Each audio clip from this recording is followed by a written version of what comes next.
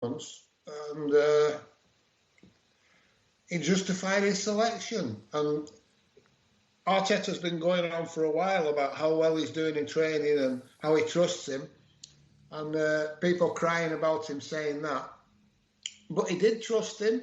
He put him in, and Willian didn't let him down. So credit Willian and credit Arteta. You know, it's easy to knock these guys when things go wrong, and you don't want to have to climb down and say, well, you know, maybe I got that wrong. But a lot of people are going to have to think, well, maybe they didn't get it wrong. £200,000 a week we're paying Willian. It would be irresponsible for Arteta not to try and use him. Correct. You know, you can't pay £200,000 a week to someone for 3 years and just leave them out. You know, we said he did it with Ozil. We can't be doing it with other people. So, no, Christ, Burnley have got a 4 down now. Well, that keeps, Tottenham ahead of us, by the way. Gareth Bale. He scored. So is that his second? I just watch it. I have my TV on mute, so and it's not in my vision, so I can't see what's going on. Yes, George, I think that too many players are in that famous red zone, and that dictated the selection. But George, in that regard, I thought Pepe was the one who was more effective. That's the word I wanted. What's the other word? Had more of an impact, especially in the first half, because he gave that young left back they had, Luke Thomas, fits, and Luke Thomas finally got a yellow card late in the first half after blocking him, tackling him, and in fact it was the third such free kick that led to I think that was the second goal. With that, it was the third free kick on that side, George, which William took, right? That Lewis headed in. But I see people online saying David Luiz was the man of the match. To me, especially in the first half, Pepe, who you and I have had grave doubts about. That's why I picked this up, because you and I try to analyze the game as is, not because everybody knows where we stand on Arteta. But I think that Pepe had a brilliant game. Yeah, I think Pepe did have a good game. Personally, I thought that my man of the match was the guy that they gave man of the match to. I thought William was man of the match. But yeah, I mean, there's an argument for. But I mean, there's an argument for Granit Xhaka as well.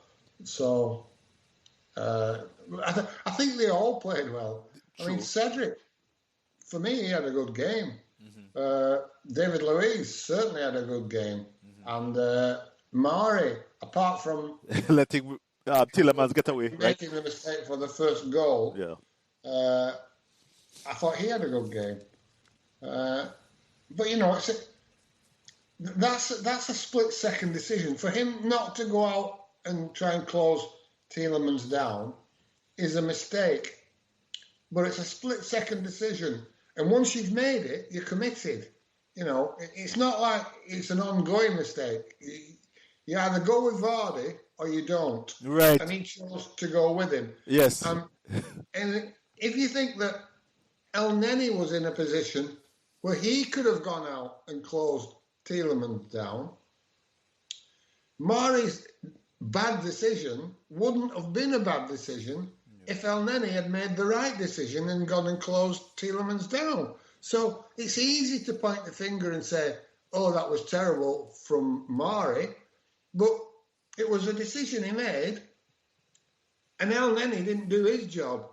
So if it had been the other way around, if he had gone to try and close Tielemans down and he had played Vardy in, we'd have been blaming him for that. Yes. You know, he made a decision, and it may have been the wrong decision, but maybe it was the wrong decision because somebody else didn't do their job after he made that decision.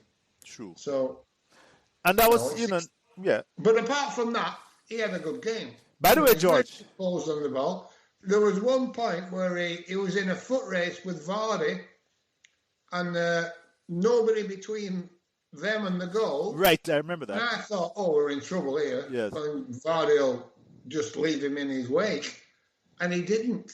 That was a breakaway. It was a breakaway. It was a breakaway from, I think it was, we had gone up for a corner or something, and the ball came right back to a breakaway for Vardy, you know. But that brings me to a point I want to make. I think Rodgers tried the bluff. I think Rodgers is, the first game he sat back and allowed us to attack until he could bring on Vardy. I think it was in the 80th minute and they scored. This time he tried to bluff.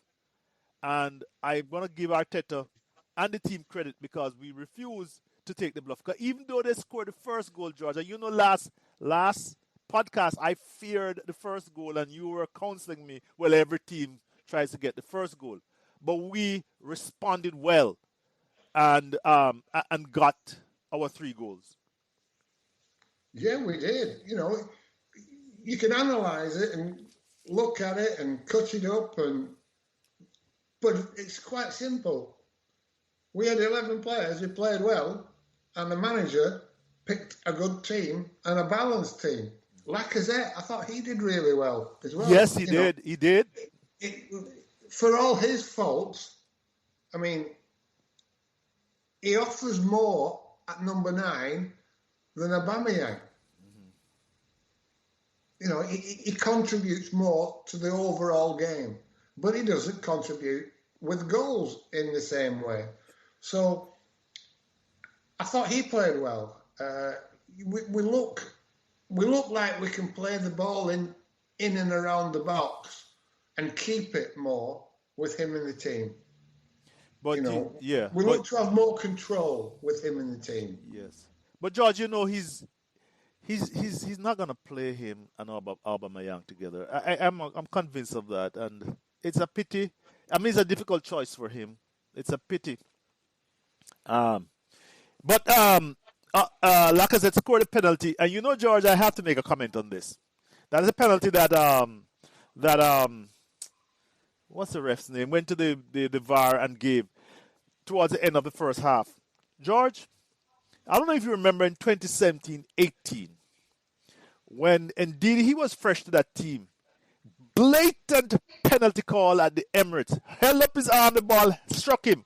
We were trying to get back in the game, probably to equalize. I can't remember the scope of the game.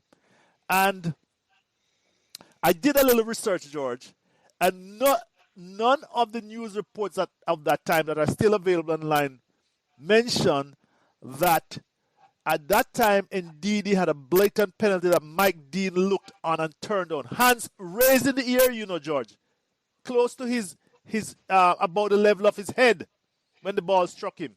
And I think Dean was saying, ball to hand. Crazy. But this time he didn't get around with it. The comment I want to make on this is at the time it was absolutely when they were trying to hound Wenger out of the team. And when I look back at the team selection, we had just come out of the Euros, and he didn't start Ramsey, nor did he start Giroud. He put 3 at the back, and when you read the reports, they say, oh, Wenger put a flaky team out there. Oh, nobody looked at the errors that Mike Dean made. This time around, of course, it's in our favor. It's a matter of narratives, George. This is essentially what I'm trying to say. It is a matter of narratives. And you and I are trying, well, at least I'm trying to say, hey, let's be fair. I see people going on and on about VAR, but that at least VAR there, George, came through for us. Perfect decision. The guy made himself too big, and it was a penalty. Your thoughts on that? Oh, yeah, it was a penalty, all right. And VAR had also denied us a penalty after it had been given earlier on in the half. I thought it was the correct decision, by the way, George. I looked at it. That was the correct decision, yeah. Mm-hmm. So VAR had a good day today as well as us. Yes. So it's all good. Yeah. You're happy camper. You've got I thought we played really, really well. I didn't think we played very well on Thursday night. I don't know if you even bothered to watch it. I know you're not big onto the Europa League. It's not just merely that, George. I am deeply embedded in work at that time, and I just really can't. The bandwidth is just not there to break off and watch 2 hours of the Europa League. So I want people to understand that. Well, Benfica are nowhere near as good a team as Leicester, and we didn't play anywhere near as well against Benfica as we did against Leicester, and we had so-called more of our first 11 players playing. So I'm really pleased. I can't express how happy I am that our Deadwood players have shown themselves to be good players. I've always said they're good players. There isn't a bad player in our squad. There's some players haven't been used properly and therefore have looked poor, but they're not poor players. And I'm glad that we've got a lot of them playing better today, and I'm glad that Arteta's got it right. You know, that's his job. And if he does it, great. You know, whether I like him or not is unimportant. Right. If he can win games, we're happy.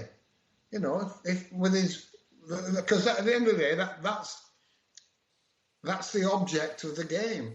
Now, we can like or dislike people's personalities, but we also have to compartmentalise them from the other things that they can do well. So he had a good game. He's had a good week, you know, and the spirit in the team would also tell you that the players are with him. Correct. You know, and if the players are with him, there'll be a good reason for that as well. You know, because they can easily not be with him. We've seen people like Louise and the rest of them give up on managers. Yeah, Louise don't believe in them. Yes. At the moment, they must believe in him. Correct. And I believe that there's no way. I think we're up to 10th place now. We are. It's still shocking. You know, it really is. It's shocking that a squad of this ability, with this depth, and we've seen the depth today, should be in 10th place. However, the counter-argument is that he's building for the future. He's trying to get them to play in a different way. I've always had a problem with that. But you have to give some weight to that argument. If it starts coming together, and if the players do start playing his way and become more effective at it, and it works, then he's got to get credit for that. And maybe we've got to say, well, maybe we judged him too quickly. And maybe there is a chance that he can take us forward in the way that we hoped he would take us forward when he got appointed, 15, 16 months ago.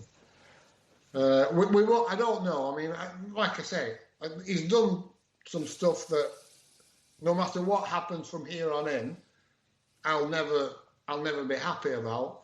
But I can put that behind me.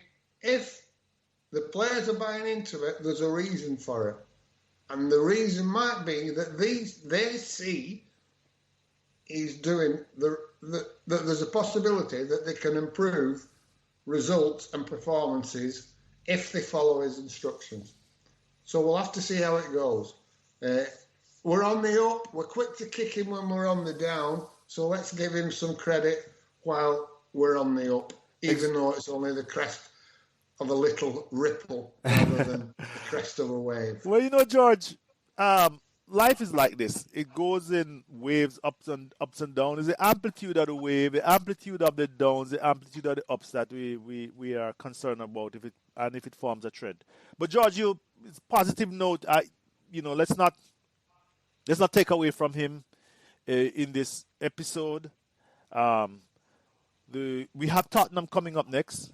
If my memory serves. Burnley next. Burnley next. Oh, okay. So Well, they're getting a shoeing right now, 4-0 Yeah, they down. are. What's it showing on your telly?